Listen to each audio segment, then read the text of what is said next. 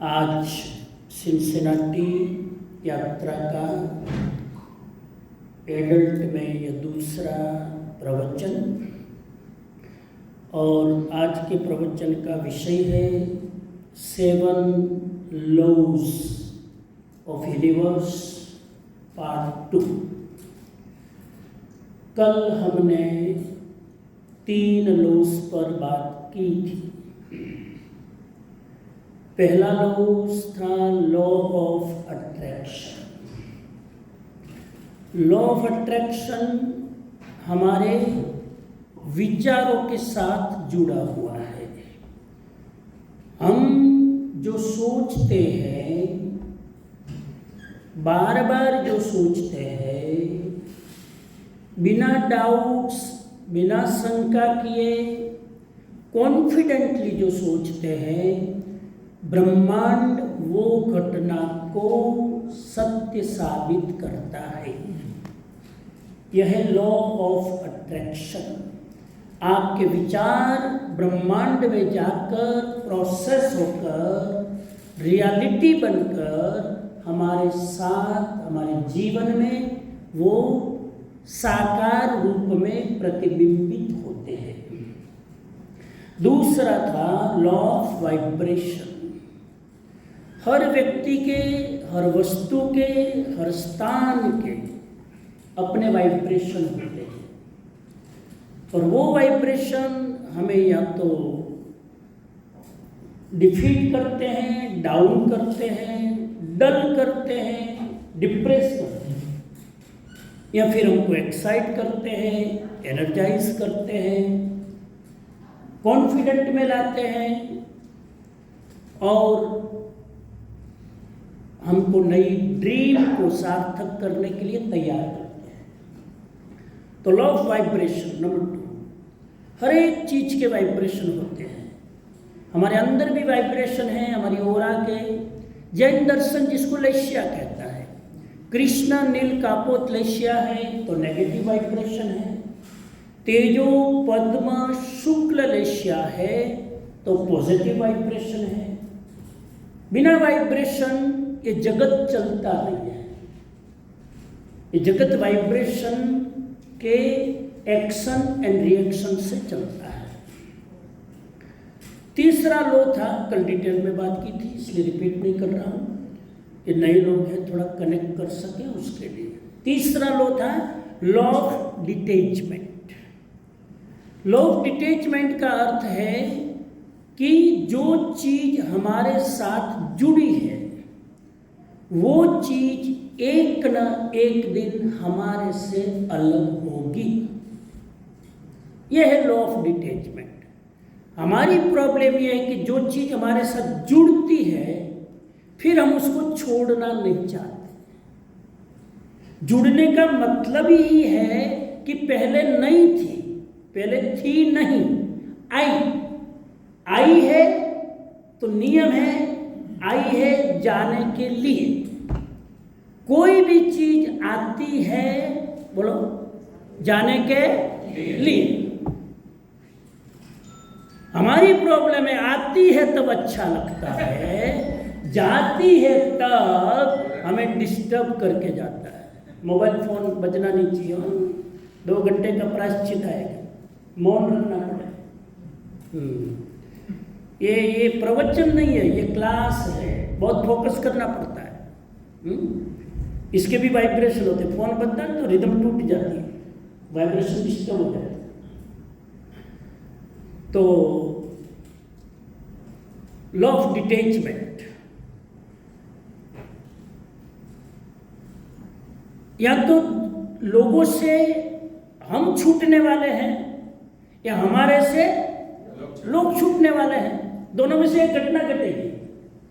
या तो हमारे से लोग चले जाएंगे, और चले जाएंगे का 2 अर्थ है। एक तो हमारे से बिछुड़ जाएंगे, अस्तित्व में रहेंगे, हमारे से अलग हो जाएंगे लेकिन है, मरे नहीं है, लाइव है। और एक इस संसार से चले जाएंगे। ये दोनों घटनाएं बनती है। कोई मेरा मित्र था, आज मेरी मित्रता खत्म हो गई, टाइम पूरा हो गया, वो मेरा मित्र न रहा अथवा शत्रु हो गया। ये प्रकृति का लॉ है, इसको मैं लॉ कहता हूं। लॉ का मतलब है नियम, नियम का मतलब है नो पक्षपात, अमीर गरीब का कोई भेद नहीं है इस लॉ में। यूनिवर्सल लॉ है, ये सबके साथ काम करता है, बुद्धिशाली हो, डल हो, पैसे वाला हो, कमजोर, नो मैटर व्हाट, सबके साथ ये लॉ काम करता है। इसीलिए ये लॉ ऑफ डिटैचमेंट कहता है सबके साथ रहो, सबके साथ एंजॉय करो, आनंद से जियो, लेकिन कोई चीज चली जाए तो ज्यादा डिस्टर्ब मत हो। उसको भी उतना ही इजीली लो जितना वो नहीं था तब आप ले रहे थे। बहुत इंपॉर्टेंट प्रिंसिपल है लॉ ऑफ डिटैचमेंट।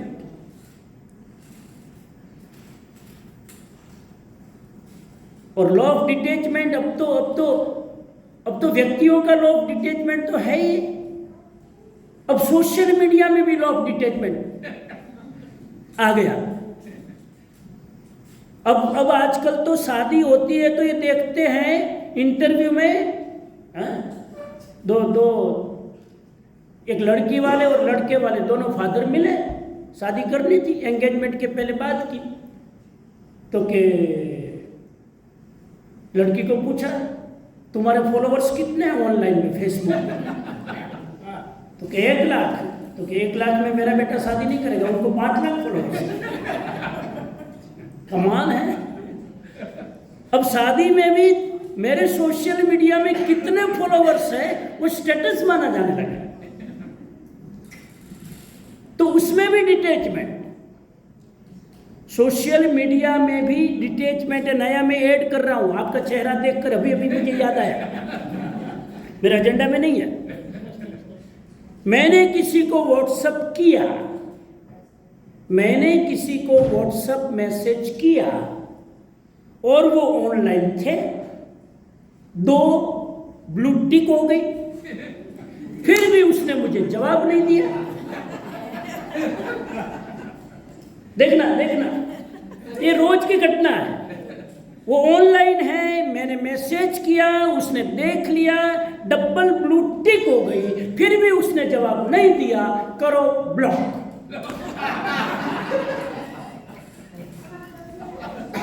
हमारी पेशेंस देखो, हमारी धीरज देखो। शायद कल्पना करो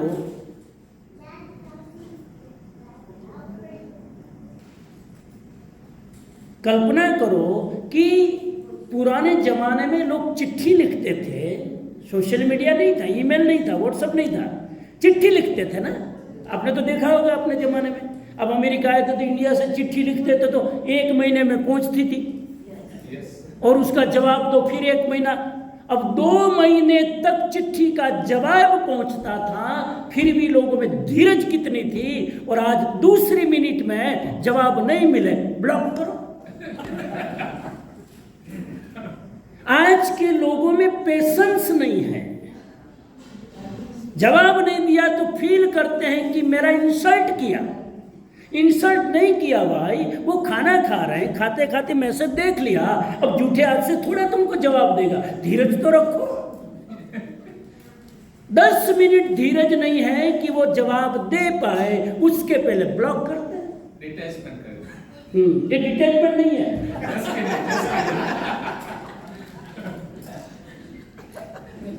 ध्यान रखना, किसी व्यक्ति से हम अधूरे संबंध छोड़ देते हैं, वो डिटैचमेंट नहीं है, फिजिकली डिटैच हो गए हैं।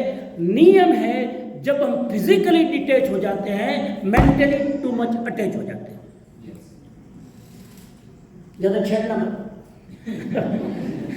आप छेड़ोगे मेरा ओवर टाइम लगेगा ना। अब याद करना, जिससे हम फिजिकली डिस्कनेक्ट हो जाते हैं, मेरा डायलॉग गंभीरता से लेना, जिससे हम फिजिकली डिस्कनेक्ट हो जाते हैं, मेंटली हम उससे डीपली कनेक्ट हो जाते हैं। मुझे जवाब दो, 24 घंटे में मित्र की याद ज्यादा आती है कि दुश्मन की? चलो जवाब। 24 घंटे में आपका जिगरी फ्रेंड ज्यादा याद आता है कि जिगरी दुश्मन ज्यादा याद आता है? ये नया शब्द, जिगरी दुश्मन। हॉट लिस्ट में वो उनका नाम है, इसलिए जिगरी दुश्मन। मित्र की तो याद कभी कभी आती है जब काम पड़ता है, जब मुश्किल आती है, जब कुछ जरूरत है। दुश्मन तो आप 24 घंटा गोद में लेके घूमते हो, 24 घंटा। इसीलिए मैं कह रहा हूं कि जिससे हम फिजिकली डिस्कनेक्ट हो जाते हैं उससे इमोशनली कनेक्ट हो जाते हैं। बराबर? ये उसका जवाब दे रहा हूं बीच में। ये तो भाई प्रोग्राम है लाइव, कभी क्या अटैक हो जाए क्या पता, हमको तैयार रहना पड़ता है। तो लॉ ऑफ डिटैचमेंट देखो बहुत आसान है। जब किसी व्यक्ति से हमारा डिटैचमेंट नहीं हो रहा है तब डिटैचमेंट की बात बोलना और सुनना बहुत आसान है। लेकिन जब कोई व्यक्ति बिछुड़ता है उस समय डिटैचमेंट की प्रैक्टिस करना बहुत मुश्किल है। अभी तो आप सुन रहे हो, आप चेहरा भी स्माइलिंग कर रहे हो, गर्दन भी हिला रहे हो, लेकिन जब जिंदगी में कोई आदमी अलग हो जाए आपसे, जिंदगी से जुड़ा हुआ, तब पता चले। इसलिए हमेशा याद रखना, इस जिंदगी के लेसन पहले ले लो प्रॉब्लम आने के पहले। हमारी प्रॉब्लम है जब परिस्थिति आती है तब दुनिया हमको लेक्चर देने आती है। देखना किसी के घर में किसी की डेथ हो गई छोटी उम्र में, तो जाके पूरा 1.5 घंटे का लेक्चर सुनाएंगे उनके। अरे वो तो संसार में आना जाना चलता रहता है, ये होता रहता है। नहीं, मैं कह रहा हूं डिटैचमेंट की प्रैक्टिस पहले से कर लो। बराबर है? आप सुन रहे हो?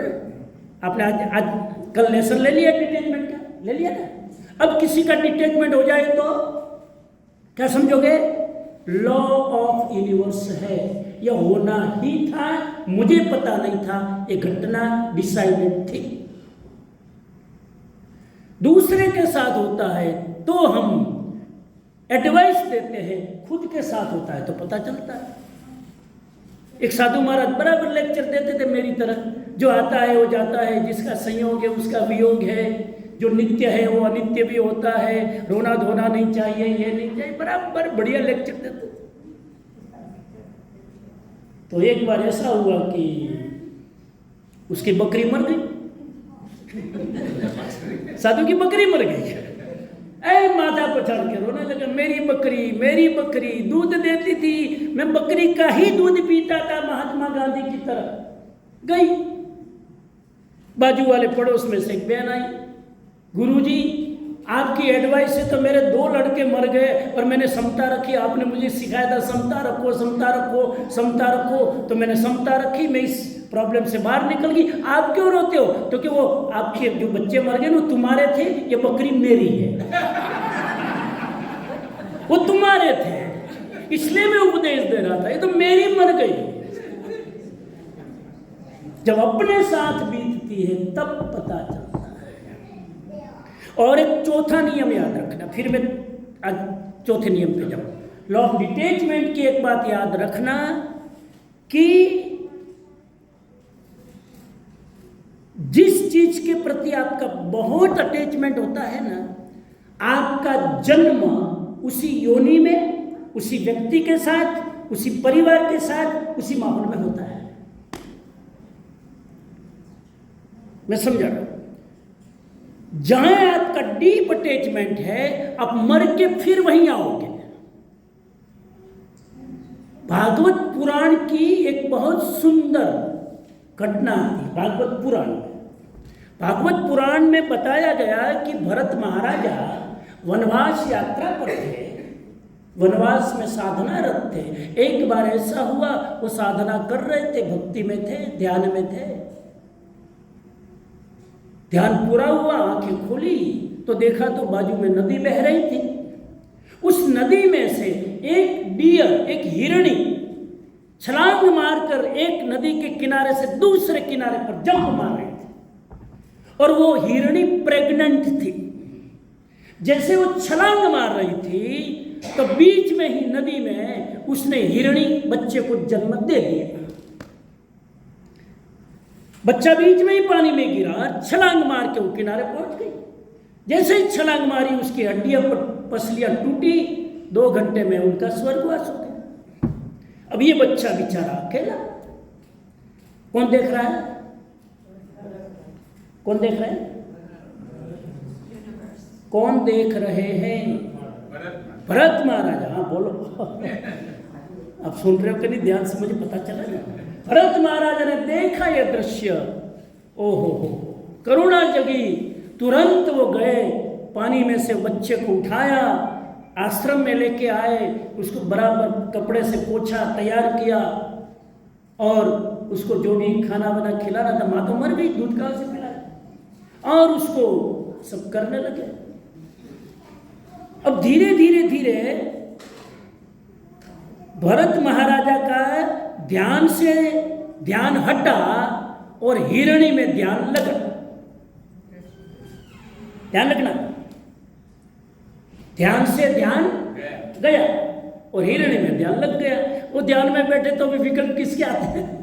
बेचारा बच्चा, बेचारा बच्चा। बीच बीच में उसको खिलाते हैं, दाना डालते हैं, यह करते हैं। आखिर में कहते हैं भागवत पुराण कि एक बार वो भरत महाराजा का समय हो गया, अवस्था हो गई, शरीर जर्जरित होने लगा और देह छूटने की तैयारी में। उस समय भी उसको चिंता यही सताती है, मैं तो देह छोड़ रहा हूं, ये हिरणी का क्या होगा। और भागवत पुराण कहता है भरत महाराजा ने देह छोड़ते ही हिरणी के योनि में जन्म लिया। कहां संगनी पंचेंद्रिय और कहां तिर्यंत पंचेंद्रिय, कहां मनुष्य और कहां पशु। आत्मा का अपग्रेडेशन, आत्मा का डिग्रेशन, सीधा नीचे। इसलिए एक सिद्धांत बनाया, मेरे पीछे बोलो, जहां आसक्ति वहां उत्पत्ति। बोलो, जहां आसक्ति वहां उत्पत्ति, जहां आसक्ति वहां उत्पत्ति, जहां आसक्ति वहां उत्पत्ति, जहां विरक्ति वहां मुक्ति, जहां विरक्ति वहां मुक्ति। ये नियम है, जहां अटैचमेंट है तुम्हारा जन्म वहीं होगा। जहां से तुम डिटैच हो गए उस योनि से तुम्हारा चक्र बंद हो गया, अकाउंट क्लोज। यह है लॉ ऑफ डिटैचमेंट। जितना बने उतना लोगों से अटैचमेंट कम करते जाओ, नियरेस्ट एंड डियरेस्ट से रखो, और वो अटैचमेंट भी विदाउट एक्सपेक्टेशन का रखो, विदाउट डिपेंडेंसी का रखो। कल मैंने बताया था 3, उनके बिना मेरा नहीं चलता। ये अटैचमेंट से पहली चीज माइनस करो। दूसरी चीज, उससे मेरी यह अपेक्षा है, एक्सपेक्टेशन रिलेशन में से निकाल दो, नंबर 2, एंड नंबर 3 डिपेंडेंसी निकाल दो। वो मुझे ड्राइव करके ले जाए तो ही मैं लेक्चर में जाऊं, वो मुझे चाय पिलाए तो ही मैं पीऊं। हर चीज दूसरे पर डिपेंडेंट। आदमी दुखी होगा, डिपेंडेंसी से हट जाओ। तो लॉ ऑफ डिटैचमेंट। आगे चलो, मैं मुझे अभी और 4 तक जाना है। तो चौथा है लॉ ऑफ एनर्जी। आज के लेक्चर में प्रीचिंग नहीं है, प्रीचिंग नहीं है, प्रैक्टिस है। और मैं इन सब 7 लोग की आपकी जिंदगी में प्रैक्टिस देखना चाहता हूं। बहुत लेक्चर सुने, बहुत सुने, अभी और सुनोगे, थक जाओगे तब तक सुनोगे। Without practice no meaning. Law of attraction की बात की तो प्रैक्टिस करो जिंदगी में। 3 महीना 4 महीना प्रैक्टिस करके देखो कि समझ जी चिल्ला चिल्ला के बोल रहे थे लॉ ऑफ अट्रैक्शन काम कर रहा है कि नहीं। देखो,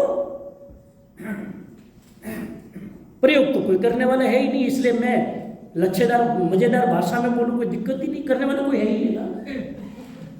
याद ही नहीं रहेगा, 2 घंटे बाद अभी डिनर करोगे सब भूल जाओगे। डिनर के बाद पूछोगे दिमाग पर जोर लगाना पड़ेगा। ये क्लास है, लोग लिखते भी नहीं, तो आराम से बैठे, जैसे मेमोरी पावरफुल हो, इतनी मेमोरी, सब कुछ कंप्यूटराइज हो रहा है। ये क्लास है और आपको एंटरटेनमेंट लग रहा है। समझ की बढ़िया बोलो, एंटरटेनमेंट। प्रैक्टिस करो लॉ ऑफ अट्रैक्शन और मुझे बताओ 4 महीने बाद कि समझ जी किया नहीं हुआ, चैलेंज तो दो मुझे।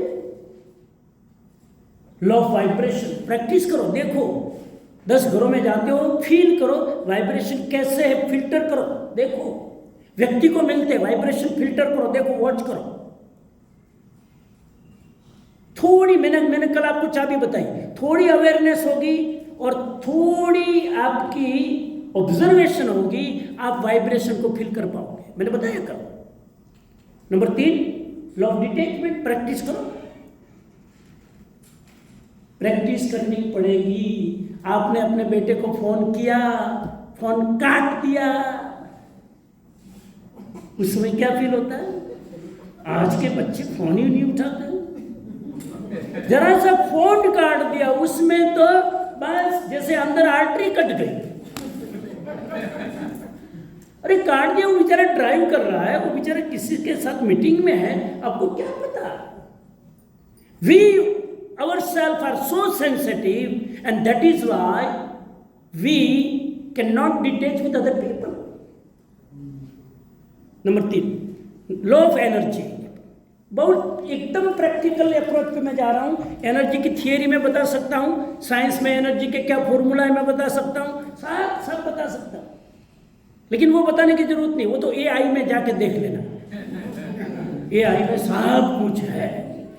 मैं वो बता रहा हूं जो AI में नहीं है, मैं वो बता रहा हूं।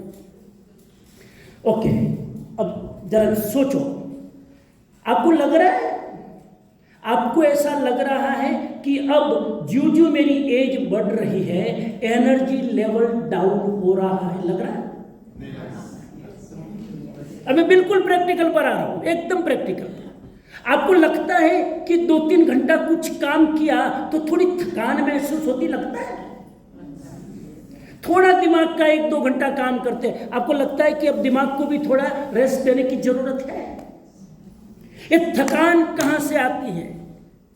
ये लैक ऑफ एनर्जी की फीलिंग क्यों आती है, समझने की कोशिश करें। उसका संबंध उम्र के साथ नहीं है,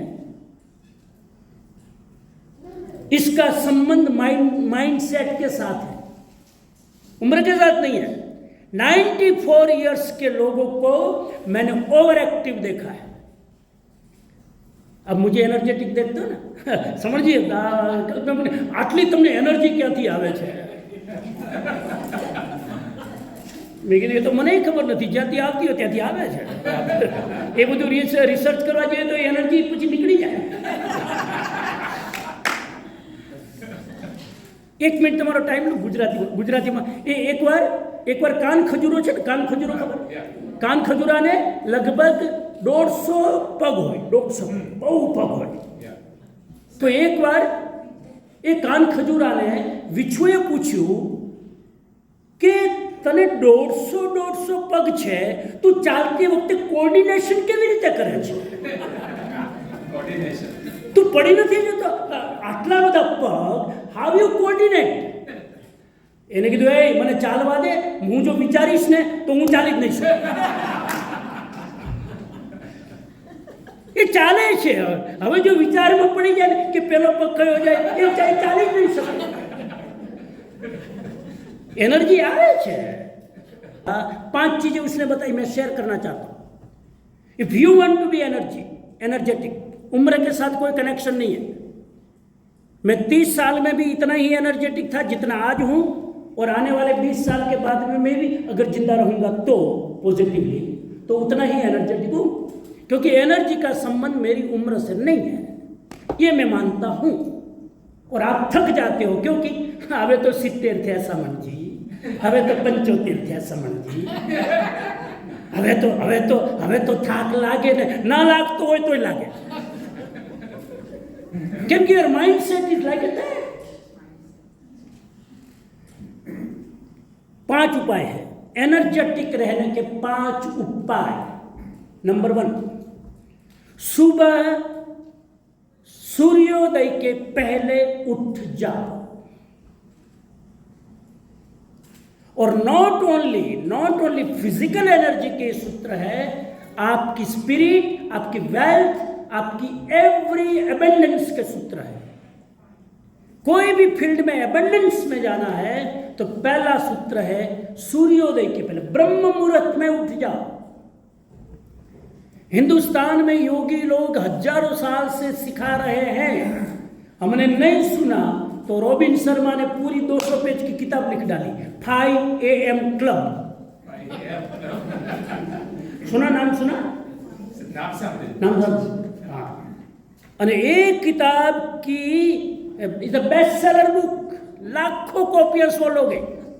5 AM क्लब, 5 बजे उठने की क्लब। क्या उस किताब में लिखा है? हमारे ऋषि हजारों साल से कह रहे हैं, ब्रह्म मुहूर्त पे पहले उठने वाले लोग हर चीज में ग्रोथ करते हैं।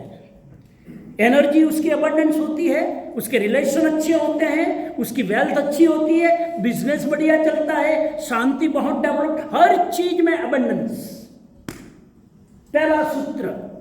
और करो प्रयोग, देख लो जो 9 बजे उठते हैं, 10 बजे उठते हैं, उसका मुंह तो देखो, उसकी हालत देखो।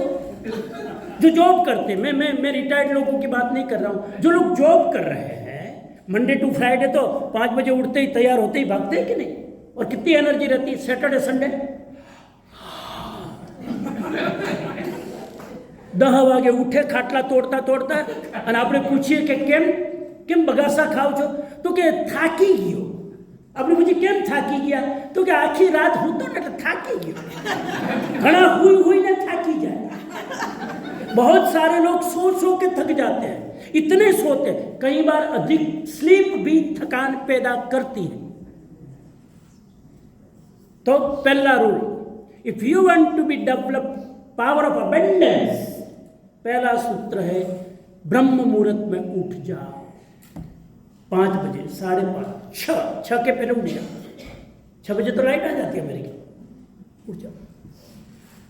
रिटायर्ड लोगों को खास कह रहा हूं, उठ जाओ।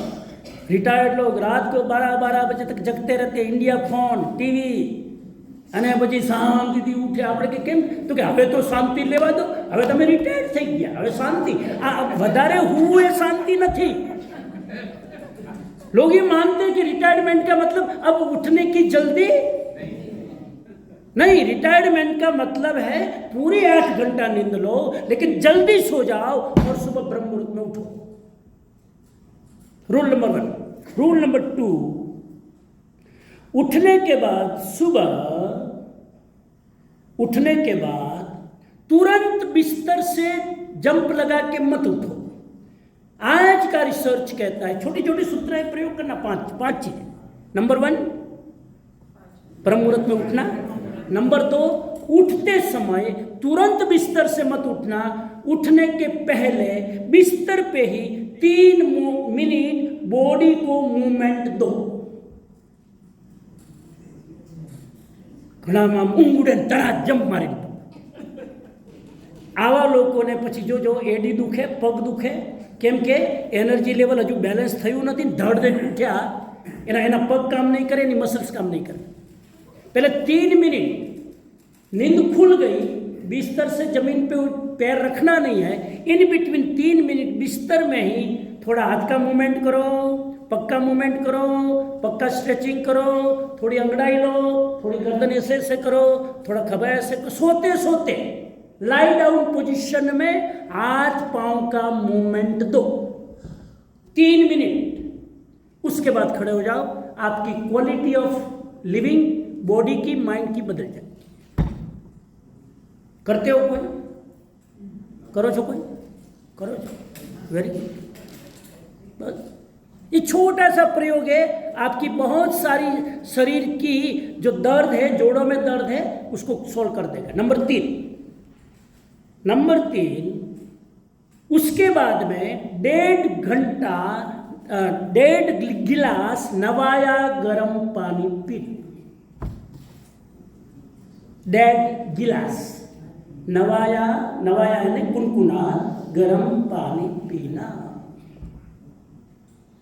फिर उसमें आप नींबू डालना हो तो नींबू डाल के पियो, आदू डालना हो तो आदू डाल, जो जो आपकी मर्जी। वार्म वाटर होना चाहिए। कहना कि चाय पिए तो चाले ना, वार्म वाटर अच्छे ना चाय बाद लेटर ऑन, खाली पेट चाय नहीं। खाली पेट चाय पीने से एसिडिटी बढ़ती है। सीधा एम्प्टी स्टमक चाय नहीं पीनी चाहिए, ऐसा कहते हैं, एसिडिटी बढ़ाती है। चाय की पत्ती की प्रकृति एसिडिटी है, उसमें शुगर डालो तो और डबल। नंबर 4, 3 हो गए। एनर्जी का चौथा सूत्र है, उसके बाद में 5 मिनट पूर्व दिशा में एग्जैक्टली सूर्योदय के समय 5 मिनट सूर्य के सामने स्टेयरिंग करो। सूर्य को खुली आंखों से देखना। बीच बीच में आंख ब्लिंक हो तो होने दो, लेकिन देखते रहो, देखते रहो। ये 5 मिनट सन गेजिंग करना आपकी एनर्जी लेवल को बूस्टअप कर देगा। 5 मिनट सूर्य के सामने देखो और 10 मिनट सूर्य से पीठ करके फिर स्ट्रेचिंग कर लो, एक्सरसाइज कर लो। सूर्य के प्रकाश को आपकी पीठ पर गिरने दो 10 मिनट। 5 मिनट सामने, 10 मिनट पीछे। जब पीछे कर रहे हो तो आप फ्री हो, तो उस समय स्ट्रेचिंग कर लो, थोड़ी एक्सरसाइज कर लो, पीछे से प्रकाश आ रहा है सूर्य का। सारे जानवर प्रकाश कहां से लेते हैं? आगे से लेते हैं कि पीछे से? पीछे से। सारे जानवर पीठ से प्रकाश लेते हैं। पीठ से प्रकाश लेने से आखी बॉडी में पूरे ब्लड सर्कुलेशन के साथ में सेल तक जाता है। तो ये चौथा प्रयोग। इसमें कोई तकलीफ है ना, कोई हेवी योगा करना है, ना कोई सूर्य नमस्कार करना है, ना कोई प्राणायाम। सब सिंपल। इससे सिंपल क्या बताऊं?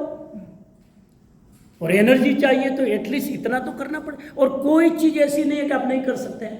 बोलो, कल से कर सकते कि नहीं? एंड नंबर 5,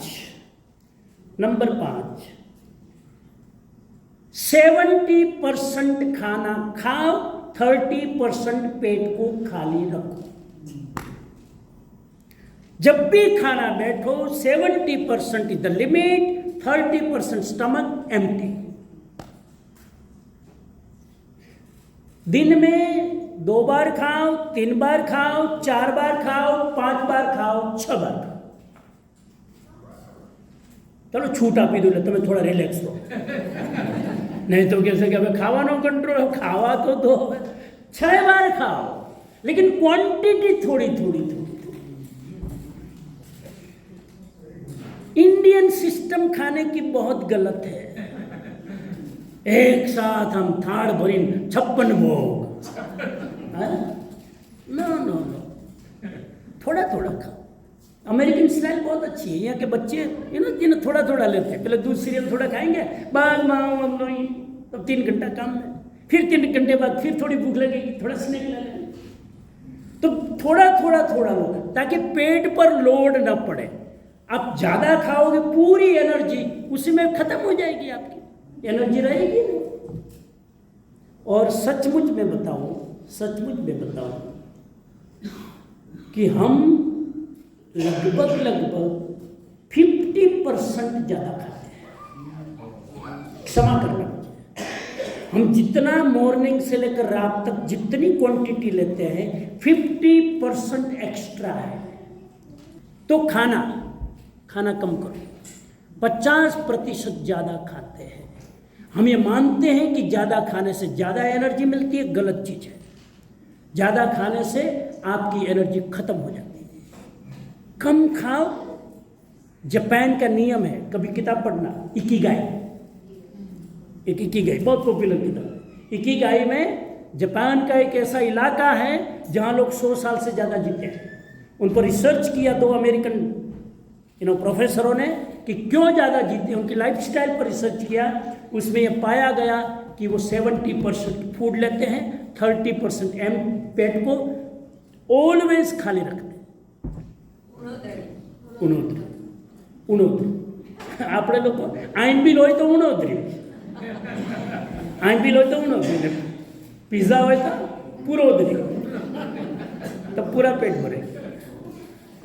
चलो आगे चले, कितने नियम बताए?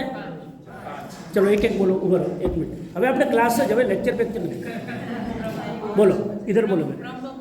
Very good. ब्रह्म मुहूर्त में उठना, 6 बजे पहले पहले उठ जाओ और उठ। नंबर 2,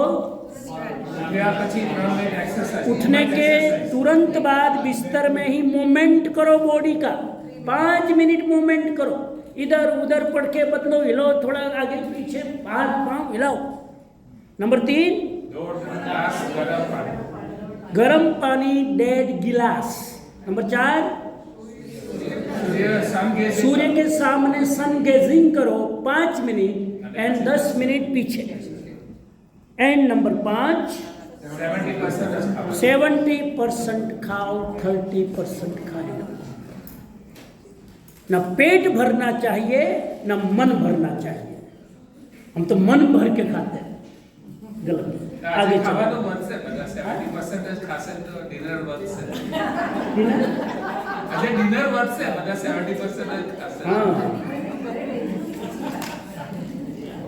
આ લોકોને આજની ચિંતા છે, હું રોજની ચિંતા કરું છું।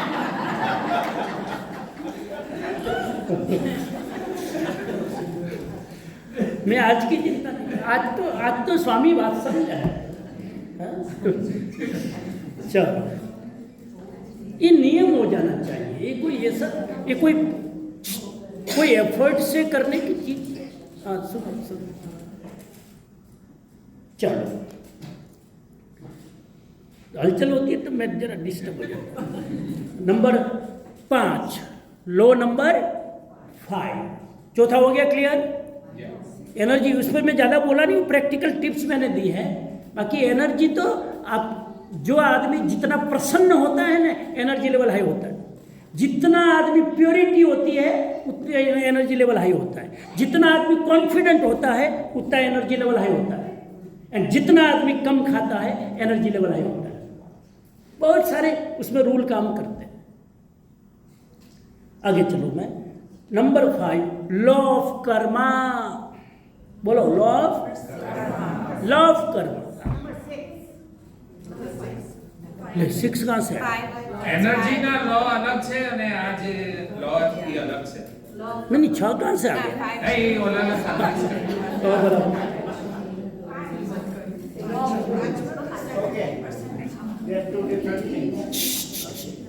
लॉ ऑफ एनर्जी की मैंने बात की। नंबर 4, नंबर 5, लॉ ऑफ कर्म। लॉ ऑफ कर्मा क्या कहता है? हर कर्म का, सुन लो 3 स्टेप, हर कर्म का कोई ना कोई फल मिलता है। Number 1, every karma have a consequences. Number 1 पहले मैं बता दूं। Number 2, you have a choice to choose the action.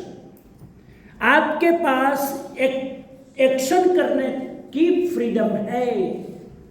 ये लिखा है, be conscious of your choices, they shape your destiny. कर्म करते समय चुनाव करो क्योंकि वो आपका भाग्य बनाता है। तो पहला तो जो कर्म किया जाता है उसका फल मिलता है, नंबर 1। नंबर 2, कर्म करने की आपके पास फ्रीडम है। You are not the puppet, you have a choice which action you want to choose, उसमें आप स्वतंत्र हो। नंबर 3, वर्तमान के अच्छे कर्म से भविष्य को बदला जा सकता है। प्रेजेंट की अच्छे एक्शन से फ्यूचर की डेस्टिनी को बदला जा सकता है। You are not the victim of your karma, you are the creator of your karma. फिर बोलो, you are not the victim of your karma, you are the creator of your karma. नए कर्म के लिए आप क्रिएटर हो। You have a choice what karma you want to choose. इसीलिए हर कर्म का फल मिलता है। इस लॉ ऑफ कर्म में दो चीजें बहुत ध्यान देने की जरूरत है। पहली चीज है कर्म करते समय ऑनेस्ट रहो। ऑनेस्टी, ईमानदारी रखो, कहीं भी बेईमानी में न चले जाओ, अप्रामाणिकता में न चले जाओ, एथिक्स चूक ना जाओ।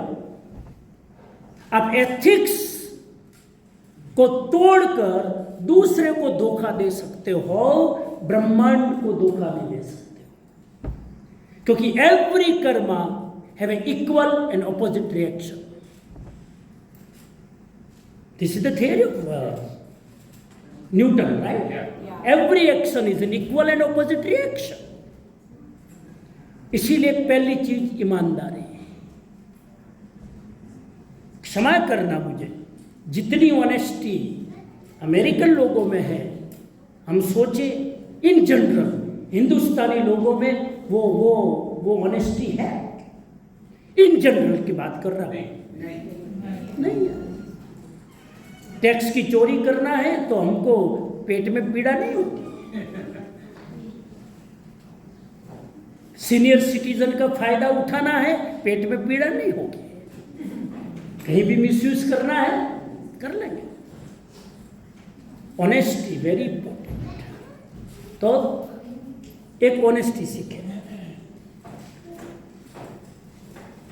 और कोई भी कर्म, आ रहे हैं लोग, कोई बात, आ जाओ, पधारो पधारो।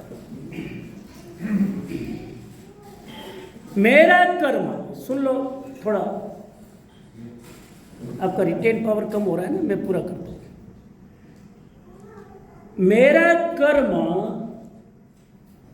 कर्म की एक कसौटी है, कोई भी कर्म करने की कसौटी है।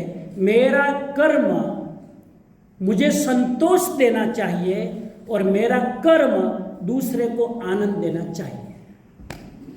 सोचिए, मेरे कर्म से मुझे सेटिस्फैक्शन मिलता है और मेरी कोई पण एक्शन से दूसरे को जॉय फील होता है, that is the honest action. रात को सोते समय मेरे कर्म से मुझे रिग्रेट नहीं होना चाहिए, मुझे सेटिस्फैक्शन होना चाहिए, अंदर अंदर खुशी होनी चाहिए कि आज मैंने कर्म किया, proud about my self, and उससे दूसरे को जॉय फील होना चाहिए। ये कर्म की कसौटी है। और दूसरा मैसेज है कर्म का, पहला ऑनेस्टी, व्यवहार में ऑनेस्टी, व्यवसाय में ऑनेस्टी। व्यवसाय એટલે સમજી ગયા? બોલો, बिजनेस में ऑनेस्टी होनी चाहिए। बिजनेस में भी लोग ये कहते हैं कि अगर बेईमानी नहीं करे तो बिजनेस चलेगा थोड़ा, वो तो करना पड़ता है। रूल है साहब, ऑनेस्टी से जो बिजनेस करता है ना, कभी भी उसके बिजनेस में आंच नहीं आती है, क्योंकि वो लॉन्ग टर्म देखता है, वो शॉर्ट विजन नहीं है उनका, लॉन्ग विजन है। बेईमान लोगों का शॉर्ट विजन होता है, ईमानदारी लोगों का लॉन्ग विजन होता है। बेईमान आज की सोचता है कि आज मुझे फायदा होना चाहिए, ईमानदार आने वाले लाखों जन्मों की सोचता है। इसलिए पहली चीज है कर्म करने में ऑनेस्टी, दूसरी चीज है कर्म करने में सेवा भावना। आपके कर्म में सेवा निकलनी चाहिए। Let's do something for others, let's do something for others without any expectation, ये होना चाहिए। कुछ कर्म तो ऐसा करो कि जिसमें एक्सपेक्टेशन ना हो। हम हर कर्म में एक्सपेक्टेशन रखते हैं। अरे मंदिर में माथा भी टेकते हैं तो एक्सपेक्टेशन रखते हैं। हमारा माथा भी बिना एक्सपेक्टेशन के भगवान के सामने झुकता नहीं है। ये 7 ऑपरेशन कर देगा। आठवां कोई लॉ है ही नहीं दुनिया में, ये 7 ही है। और सीख लो, 4 तो सीख लिया, लॉ ऑफ एनर्जी तक, लॉ ऑफ कर्म, सेवा भावना। सेवा से किया हुआ कर्म ब्रह्मांड में रिकॉर्ड होता है और 10 टाइम मल्टीप्लाई होकर आपको रिजल्ट देता है। भगवत गीता कहती है, अगर तुम निस्वार्थ भाव से कर्म करो तो कर्म का रिजल्ट मैं 10 गुना आपको दूंगा। प्रॉमिस किया भगवान कृष्ण ने, प्रॉमिस। और जो आदमी निस्वार्थ भाव से करता है उनको इस प्रॉमिस का अनुभव हुआ होगा। नहीं हुआ है तो कहीं ना कहीं आपके कर्म में अपेक्षा या इच्छा या फल की आकांक्षा जुड़ी हुई है। मैं एक एग्जांपल दूं तो आपको समझ में आएगा। इंडिया में एक बाप थे, उसके 3 बेटे थे। बाप किसान थे, फार्मर। उसके 3 बेटे थे, तो 3 बेटों में एक बीच वाला बेटा डॉक्टर था। उसके पास खूब पैसा था। बाप की उम्र हो रही थी, विल बनाना था, तो बाप ने कहा कि डॉक्टर को बुलाया, कहा कि बेटा तुझे बुरा ना लगे तो मेरे 3 खेत है, 3 खेत में 2 खेत बहुत बढ़िया है, फलद्रुप है, फसल फूल पकती है, एक खेत जरा बंजर भूमि है, वहाँ कुछ नहीं उगता है। तुझे बुरा ना लगे क्योंकि तुझे भगवान ने बहुत दिया है, तुझे बुरा ना लगे और दोनों भाई तुम्हारे बहुत कमजोर है, तो मैं दोनों को फलद्रुप खेत दे दूं और तुमको बंजर खेत दे दूं तो चलेगा? डॉक्टर ने कहा डैडी कोई बात नहीं, मेरे को जरूरत ही नहीं है, आपने पूछा, आपकी कृपा है मेरे पर, भगवान ने छप्पर फाड़ के दिया है, मुझे जरूरत, इन 2 मेरे भाइयों को जरूरत है, उनका ख्याल करो, मुझे कुछ नहीं चाहिए। बाप भी मानने वाला नहीं था, आखिर में तो सबको ही देना है। नहीं, वो तो मैं भी नहीं मानूंगा कि मैं 2 को 3 खेत दे दूं, आपको तो मुझे देना ही है ताकि मुझे संतोष हो। लेकिन तुझे अगर आपत्ति ना हो तो बंजर वाला तो कि बिल्कुल कोई आपत्ति नहीं। अब आपने इतना पूछा, सब आ गया, तीनों का बंटवारा कर दिया, दोनों को फलद्रुप खेत दिया और बीच वाले डॉक्टर को बंजर भूमि दे दी। वो परिवार खुश, उनकी वाइफ भी खुश। लगभग वाइफ खुश नहीं होती है। इट्स नॉट फेयर, हमारे भाग में कैसे नहीं। वाइफ ने कहा आपने अच्छा काम किया, you made a good decision, दुआ मिलेगी हमको। खेत तो आता है जाता है, दुआ कभी जाती नहीं है। बहुत अच्छा किया। वाइफ भी खुश, बच्चे भी खुश कि डैडी अपने पास क्या कमी, भगवान की कृपा है, अच्छा किया डैडी, बहुत अच्छा दे दिया। कहते हैं भगवान के घर में देर है अंधेर नहीं है। ये मुझे बहुत अच्छा लगता है, देर है अंधेर नहीं है। बहुत गंभीर है ये वाक्य, यू अंडरस्टैंड। भगवान के घर में डिले होता है लेकिन अराजकता नहीं है, लैक ऑफ डिसिप्लिन नहीं है, रिजल्ट हर चीज का मिलता है। देर है अच्छा है, भगवान के घर में देर नहीं हो तो गए काम से। अभी झूठ बोला और अभी रिजल्ट मिले, मरे।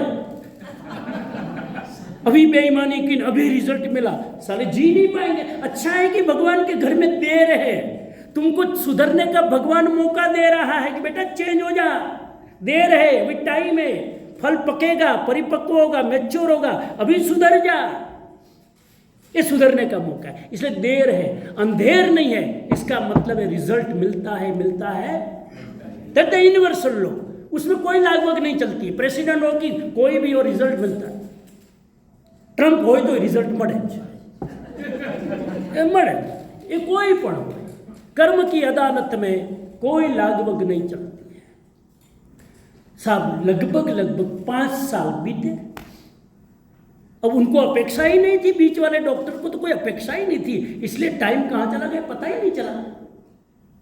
5 साल के बाद में गवर्नमेंट ने डिसीजन लिया कि इस जगह के पास में से 4 ट्रैक हाईवे बनाना है।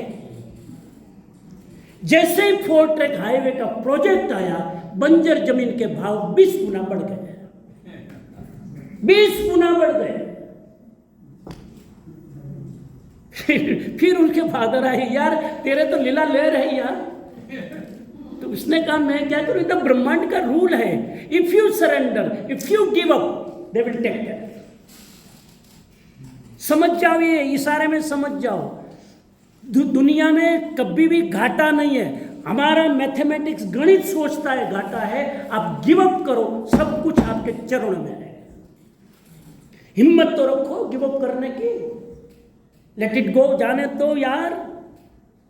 शांति इंपॉर्टेंट है, संपत्ति इंपॉर्टेंट नहीं।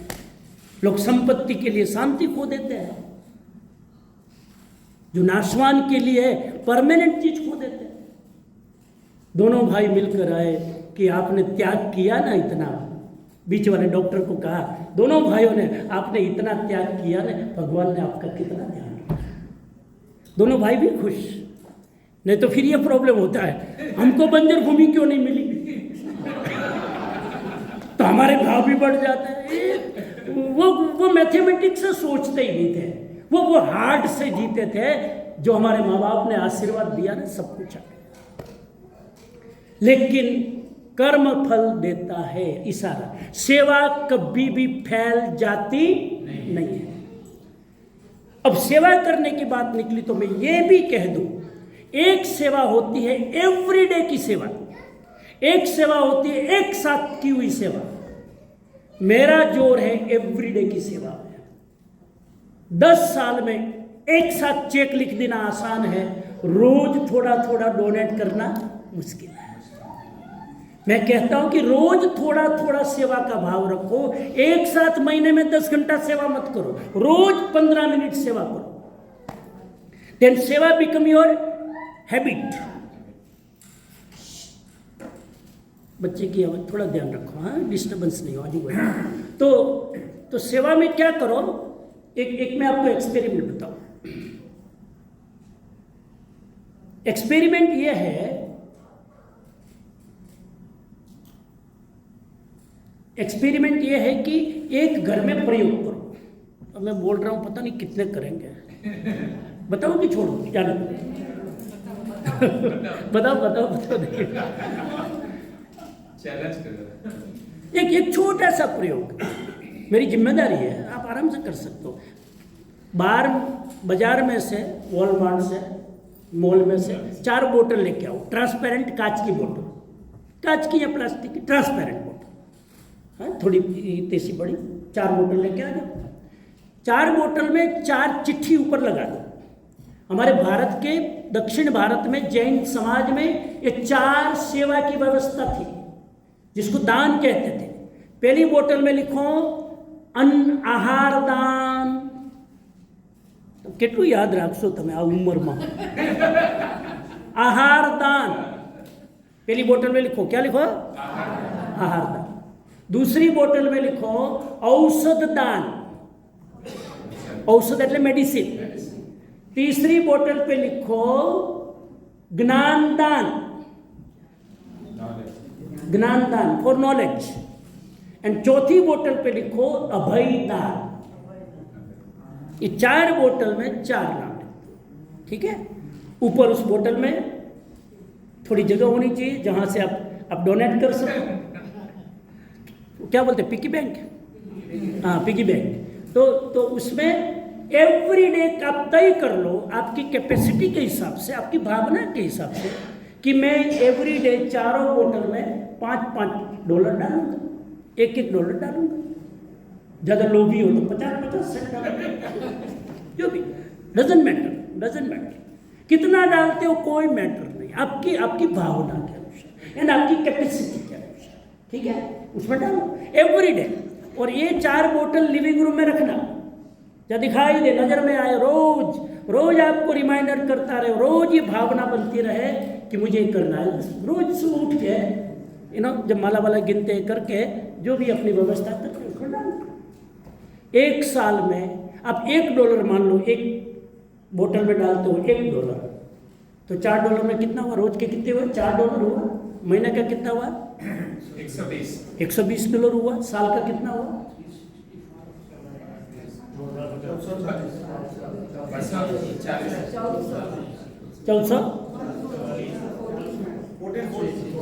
1440 $440 साल के हो गए। बस ये आप अपने हाथ से जहां भी डोनेट करना हो, आहार दान का पैसा किसी को खिलाने के लिए फूड की व्यवस्था कर दो, आहार दान फूड में जाएगा। औषध दान किसके लिए, मेडिसिन की व्यवस्था करनी है, कोई उम्र वाले हैं बेचारे मेडिसिन नहीं ले पाते हैं, ऐसे लोगों के लिए मेडिसिन की व्यवस्था कर दो। ज्ञान दान के लिए जो भी इकट्ठा हुआ, किसी बच्चे को पढ़ाने के लिए स्कॉलरशिप की व्यवस्था कर दो। और अभय दान यानी जीव दया। अभय दान का मतलब है जो प्राणी बोल नहीं पाते हैं, कह नहीं पाते हैं, वही जीव दया में आता है। जीव दया में मनुष्य की सेवा नहीं आती है, क्लियर कर लो। जीव दया में एजुकेशन नहीं आता है, जीव दया में स्कूल खोलना नहीं आता है। जीव दया यानी मूक पशु प्राणी। कई लोग इसका मिसयूज करते हैं, कई सेंटरों में होज पोज जीव दया का पैसा स्कूल खोलने में लगाते हैं, जीव दया का पैसा इसमें लगाते हैं। ये प्राणियों की असाधना है, बड़ा पाप है, नहीं लगना चाहिए। जीव दया का पैसा जीव दया में ही जाना चाहिए। जीव दया में मनुष्य के सिवाय 4 इंद्रिय जीवों की दया है, मनुष्य की नहीं है। मनुष्य की आ गई आहार दान, औषध दान, ज्ञान दान, ये मनुष्य की। 5वां प्राणी की। तो ये है सेवा की भावना। तो ये रोज करो, रोज करने से एवरीडे आपके भाव बनते हैं। कभी भी आयुष्य आपका बंधेगा ना, इस भाव में आयुष्य बंधेगा, आपका आयुष्य अच्छी गति में ही बंधेगा। साल में एक बार लिख दिया चेक, रोज थोड़ा थोड़ा करते, रोज एवरीडे आपको त्याग की भावना आती है। अब समझ रहे मेरी बात? हाँ, कितना लोग को कर सवाल हे आटलू बोले टेक्स पर चूकવો બધા કરવું જોઈએ। हाँ, ये तो એટલે तो वेरी सिंपल। और मैंने कहा 25 सेंट डालो ना, चलो हजू વધારે लोग हो तो 10 सेंट डालो, कौन मना करता है, लेकिन करो। आगे चले, चलो कितना हुआ? अब बोलो लॉ ऑफ नंबर 1 से, लॉ ऑफ अट्रैक्शन। ये कोर्स पक्का कर लो, law of attraction. Number 2 law of vibration. जब लो ही याद नहीं रहेंगे तो प्रैक्टिस कहां से होगी? नंबर 3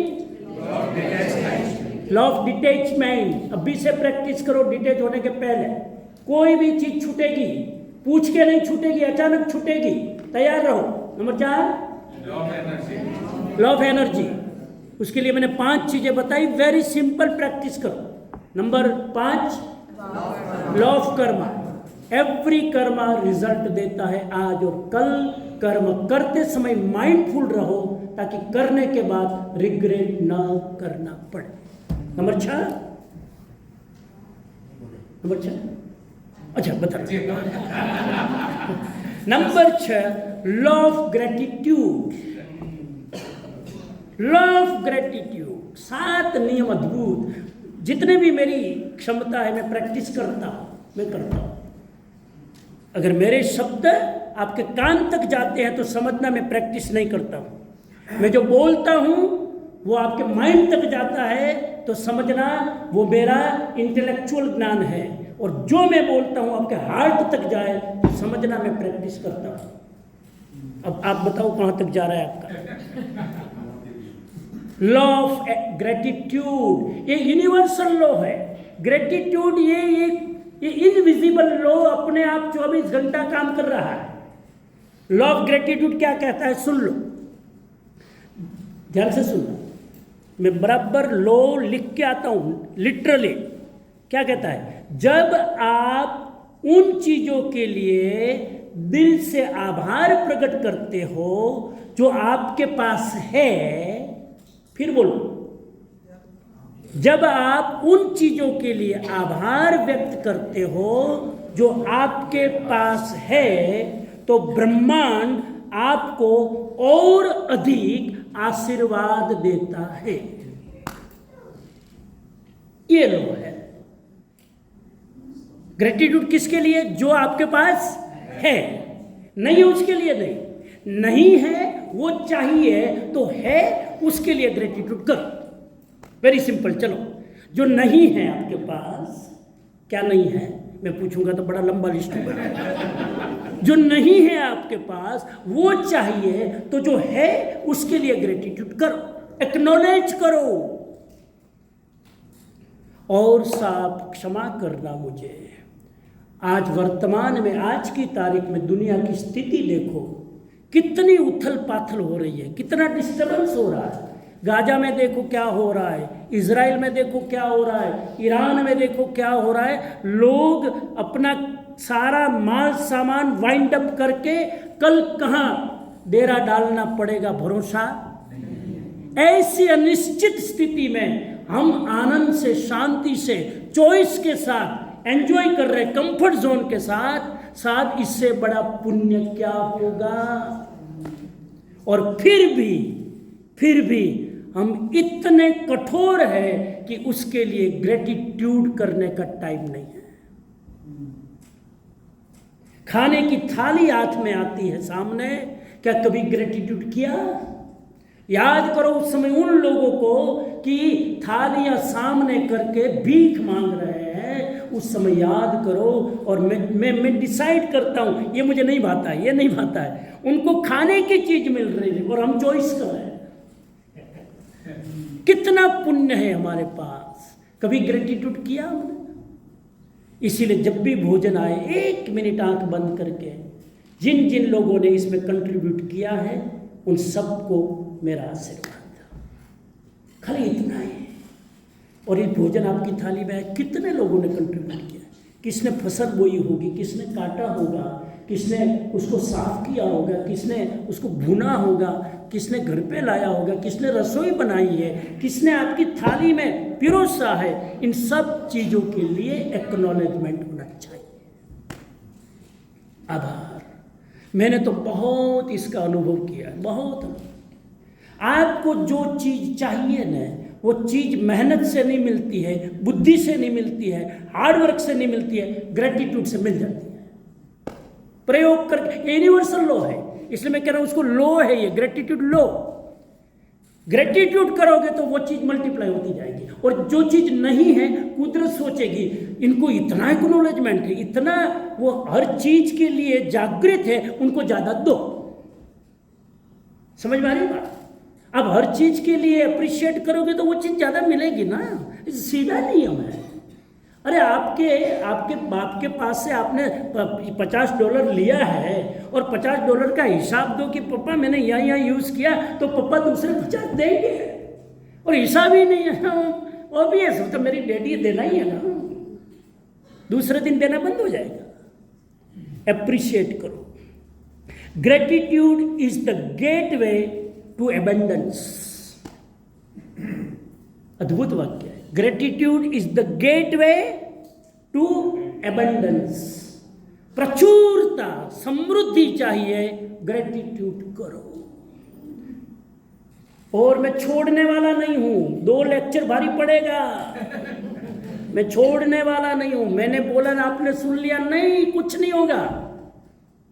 मैं इतना जल्दी सेटिस्फाइड होने वाला नहीं हूं। मैं आपसे कहता हूं लिटरली इस पर वर्क करो। वॉलमार्ट में जाके, आज यहाँ से सीधा खाना खा के वॉलमार्ट में जाओ और ग्रेटिट्यूड जर्नल डायरी लेके आना। मिलती है डायरी, ग्रेटिट्यूड जर्नल। और ग्रेटिट्यूड जर्नल में every day literally by your hand writing ऐसे 3 व्यक्ति का आभार मानो आज जिसके कारण आपको सुकून मिला। Every day 3 person you have to write down. मन में सोचने से कुछ नहीं होता है। मैं हमेशा कहता हूं लिखी हुई बात ज्यादा क्लैरिटी लाती है, मन में सोची हुई बात क्लैरिटी नहीं लाती है। इसलिए मैं लिखने को एम्फेसाइज कर रहा हूं। रोज 3 व्यक्ति का आभार मान सकते हो। आज किसी ने आपको राइट दी होगी, रात को लिखो, इसने राइट दी तो आज मैं समर जी का लेक्चर सुन पाई, थैंक यू सो मच। रोज रोज रोज 3 तो मिलेंगे कि नहीं, बोलो। अरे आपके घर में साहब, आज आप घर में घुसे, आपके बेटे ने आपको देखकर स्माइलिंग किया, लिखो उनकी स्माइलिंग के कारण मुझे घर में आने का मन होता है। बाकी तो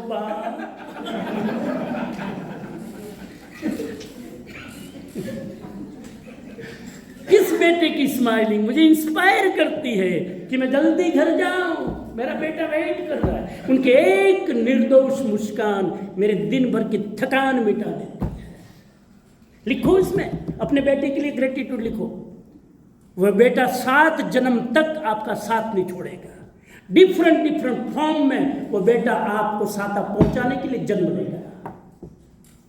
ग्रेटिट्यूड छोटी चीज नहीं है, एक जन्म की चीज नहीं है, जन्मों जन्मों तक चलती है। इसीलिए 3 व्यक्ति, मिनिमम 3, बाकी तो आप चाहो तो 11 लोग लिख सकते हैं, लेकिन इतना ज़्यादा होमवर्क देना नहीं चाहता हूँ। 3 आप फोन में कर सकते हो, दिक्कत नहीं। अच्छा हो कि आप डायरी लेके आओ, क्योंकि कम से कम आपकी अंगुलियों में थोड़ा शब्द लिखने की आदत भी पड़े। ऐसो टप टप टप टप करो। हाँ, हम लखो, तुम्हारा हाथ ही लखो। हम हमारी राजकोट में वो जो बानवड़ में स्कूल चलते हैं ना, बच्चों को सिखाते हैं लेटर लिखो, अपने मम्मी को लेटर लिखो। घर पे रहते हो, कभी बच्चे लेटर लिखते ही नहीं, आदत ही नहीं है। लेटर कैसे लिखते पता ही नहीं है। अपने टीचर को, क्लास टीचर को लेटर लिखो। लेटर लिखना हम सिखाते हैं, क्योंकि लेटर लिखने की संस्कृति बहुत बढ़िया संस्कृति खत्म होगी आदमी के। अगर ये लेटर लिखने की संस्कृति पुनर्जीवित होने से हार्ट अटैक आने बंद हो जाए। लेटर लिखते ही नहीं कोई, सीधा प्लीज टैक्स में शू टैक्स में हर जगह टैक्स में लेकिन तो 3 लोगों को अप्रिशिएट करो, एक्नॉलेज करो। पहला जोक्स नहीं है। एक बार एक आदमी ऊपर गया भगवान के पास, के ऊपर क्या तंत्र कैसा चल रहा है मैं जरा देखूं, क्योंकि मरने के बाद फिर मैं डिसीजन लूँ कहाँ जाना है। तो पहले ही डिपार्टमेंट में गया। तो उस डिपार्टमेंट में सारे लोग एक्टिव, करीब 150 लोग काम करते थे, एम्प्लॉय और सब। तो उसने पूछा यह क्या हो रहा है? तो कि यहाँ नीचे भगवान से जो भी प्रार्थना करते हैं, डिमांड करते हैं, वो सब प्रार्थना इधर आती है, सबकी विशिष्ट इधर आती है। वो विशिष्ट डिपार्टमेंट है, इसलिए फिल्टर कर रहे हैं, सॉर्ट आउट कर रहे हैं। और इतनी विशेष रोज की ये सब प्रार्थना में पहुंचती। वाह, वेरी गुड, यहाँ भी अच्छा काम हो रहा है। दूसरे डिपार्टमेंट में गए तो कि यहाँ क्या हो रहा है? तो कि यहाँ पर किसका पुण्य कितना प्रबल है, कितना पाप प्रबल है, वो फिल्टर करके किसकी विश पूरी करनी, किसकी नहीं करनी, वो डिसाइड किया जाता है, फाइनल अथॉरिटी। और तीसरे डिपार्टमेंट में गए तो बिल्कुल शांति, खाली। 2-4 लोग जो वहाँ गेट कीपर थे वो नींद ले रहे थे बैठे बैठे, कोई हलचल नहीं। पूछा ये डिपार्टमेंट? तो कि एक्नॉलेजमेंट डिपार्टमेंट, यहाँ पर किसी का मैसेज आता ही नहीं। यहाँ पर प्रार्थना पूरी होने के बाद कोई थैंक यू कहता ही नहीं, इसलिए डिपार्टमेंट साफ खाली पड़ा। समझ में आया? इसीलिए ये लॉ ऑफ ग्रेटिट्यूड, आभार मानो अपने माँ बाप का जिन्होंने संस्कार दिए। जाना थोड़ी पिछले भी जाना। आभार केवल आज का ही नहीं, पहले तो सब रिकॉल करना पड़ेगा कि किन किन लोगों ने आपकी लाइफ को शेप देने में मदद की है। ये फॉर ग्रांटेड नहीं है, वो ऐसे ही वो उन्होंने कर दिया, वो नहीं है। आपके प्रति हमदर्दी है, आपके प्रति कंपैशन है, आपके प्रति लव है, इसीलिए आपको मिला है। You have to be feel the gratitude. तो ये नियम है ग्रेटिट्यूड का। आज जो अभाव में जी रहे हैं, कहीं ना कहीं, सुन लो मेरा 2 वाक्य में लिख के आया हुआ है। आज जो लोग अभाव में जी रहे हैं, अभाव, यू अंडरस्टैंड, मिनिमम आज आपके पास है नहीं। अभाव मतलब फाइनेंशियल अभाव, रिलेशन का अभाव, प्रेम का अभाव, किसी चीज का भी। आज अगर आप अभाव में जी रहे हैं, कहीं ना कहीं किसी जन्म में आप ग्रेटिट्यूड चुके हो, इसका परिणाम है। और आप कृतघ्नी बने हो। एक कृतघ्न मतलब लिए हुए उपकार को भूल जाना। किसी का उपकार लिया और अब भूल गए, ऑब्वियस, फॉर ग्रांटेड। इसमें क्या है ये प्रॉब्लम? यदि आप आज दुखी हो तो वो आपने ग्रेटिट्यूड कहीं ना कहीं चुके हो, इसलिए हो। और यदि आप आज समृद्ध हो, physically, mentally, financially, relation wise आप समृद्ध हो, तो आपने जिंदगी में ग्रेटिट्यूड को प्रायोरिटी दी थी। आज है तो थी, आपने ग्रेटिट्यूड किया था तो आज सब कुछ मिला है। आज आपको जो मिला है ना, ऐसे नहीं मिला है, ग्रेटिट्यूड किया था इसलिए पहुंचा है। और अब ग्रेटिट्यूड नहीं करोगे तो साफ। मैं बहुत महत्व देता हूँ ग्रेटिट्यूड को। आप ग्रेटिट्यूड पर वेस्टर्न लोगों को पढ़ना, इतनी इतनी किताबें लिखी हैं खाली ग्रेटिट्यूड पर, लेकिन ज़्यादा किताबें पढ़ने की भी ज़रूरत नहीं है। मैंने लेसन दे दिया, डायरी लेके आना, डायरी ग्रेटिट्यूड की नहीं, कोई बात नहीं, फिर अभी कब लेने जाओगे, कब करोगे, 15 दिन निकल जाओगे, घर में जो भी डायरी हो, कागज पन्ना हो, आज लिख के डाया डमरा थईने बेसी जाजो। काल ऊपर छोड़ियो। मेरा एक वाक्य याद है, सुनी हुई बात अगर 24 घंटे में प्रैक्टिस नहीं होती है तो कभी नहीं होती। ये भी सुन लो, सुनी हुई बात 24 घंटे में अप्लाई नहीं की कभी नहीं होती। इसलिए आज रात को सोते समय हाँ अनुकूल तो फोटो पाड़ी मन मोकलजो। हाँ अथवा अश्विनभाई मोकल मारो नंबर लो। हाँ મને મારે હવે બધું ખાલી લેક્ચર આપીને ખુશ નથી થવું, મારે તમારો રિપોર્ટ લેવો છે।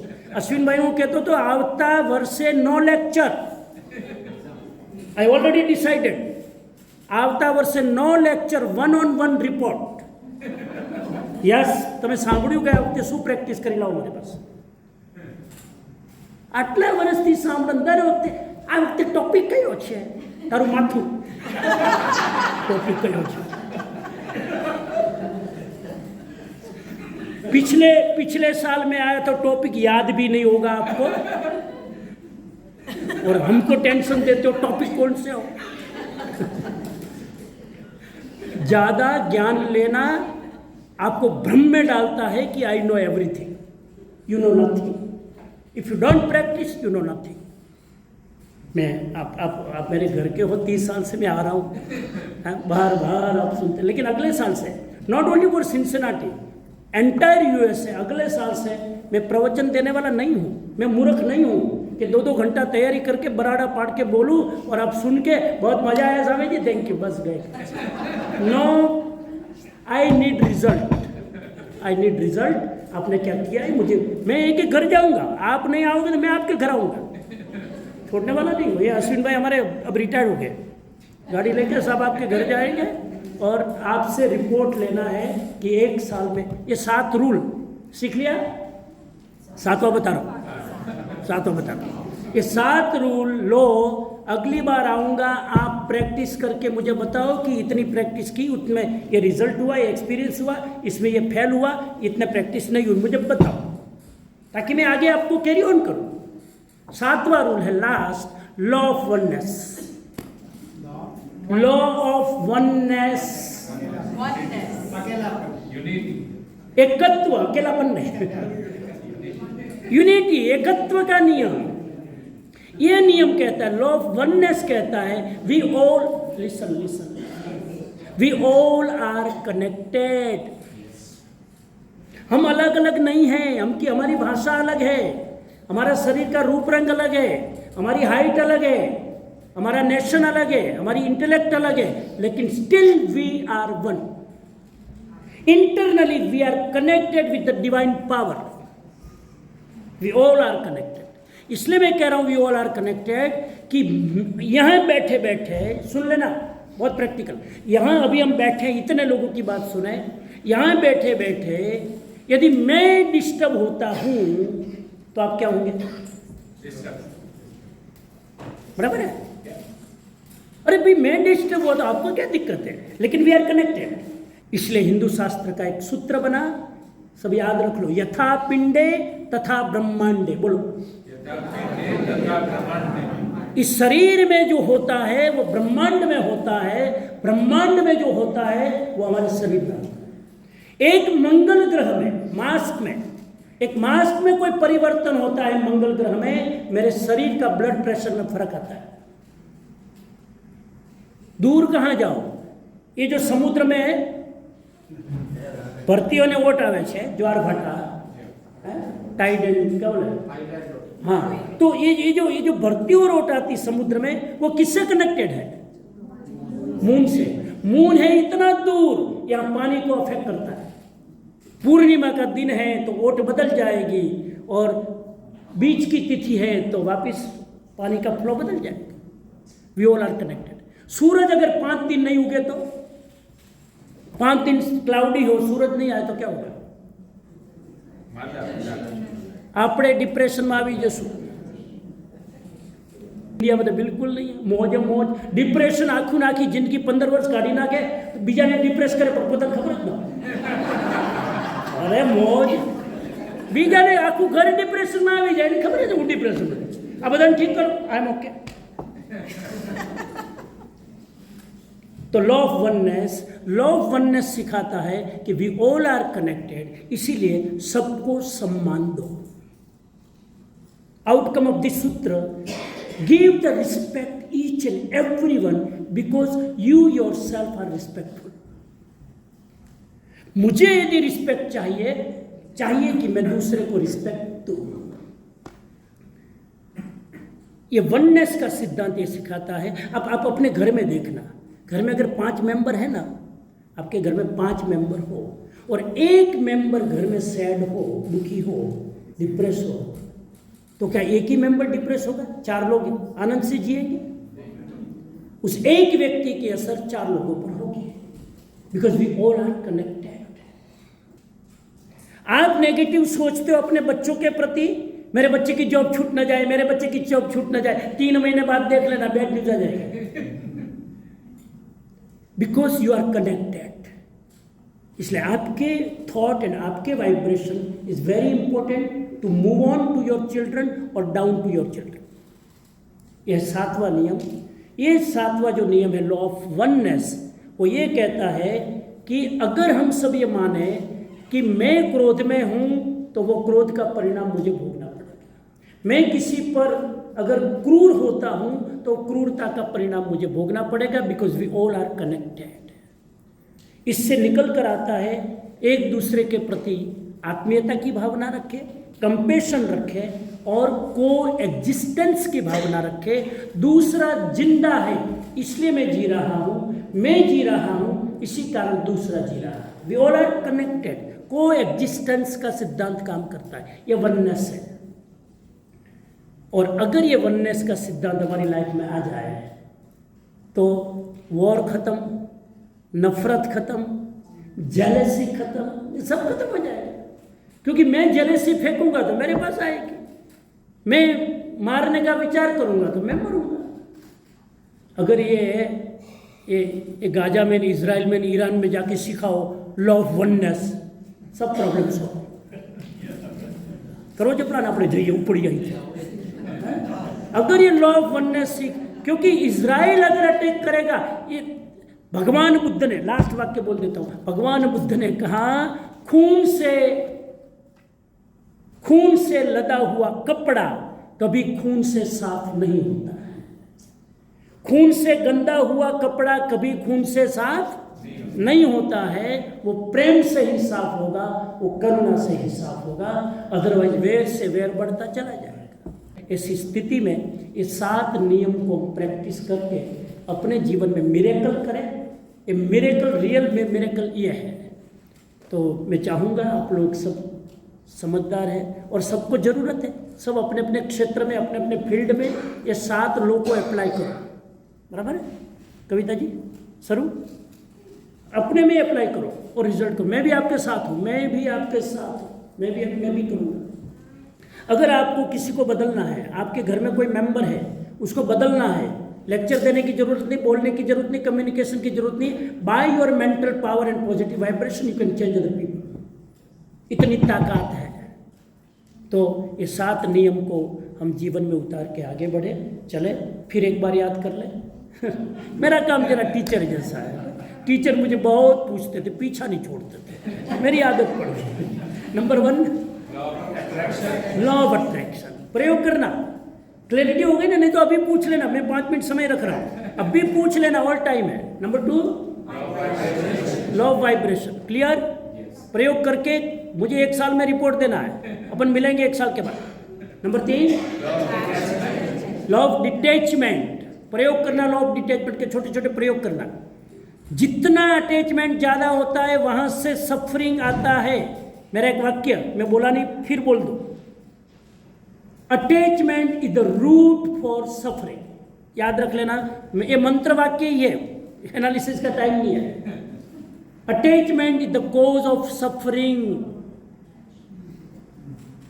याद आ रहा है प्रसंग मुझे, लेकिन बोलना नहीं। Number 4, law of energy. Law of energy. Law of energy का संबंध उम्र के साथ नहीं है, आपकी लाइफस्टाइल के साथ है। मैं 20-25 साल में जो बोलता था जिस तरह से आज वही, क्योंकि मेरे दिमाग में एज प्रोसेस है ही नहीं। मुझे वही लग रहा है कि मैं 20 साल के अंदर था ना, मैं वही हूं। सीधी बात। Number 5, law of karma. Law of karma. हर कर्म का रिजल्ट आता है, देर है लेकिन अंधेर नहीं है। कर्म करते समय सावधान रहना, फल भोगते समय खून के आंसू न बहे, केयरफुल रहना। हंसते हंसते किया गया कर्म रोते रोते भी भोग नहीं पाते हैं। 6, law of gratitude. Law of gratitude. आभार मानो, रोज आभार मानो। या तो ध्यान अभाव पर दो या ध्यान आभार पर दो। बोलो, चॉइस आपका। अभाव पर फोकस करना है कि आभार पर? आभार। बहुत डाया थे। आभार पर फोकस। आज तक अभाव अभाव करते रहे, अब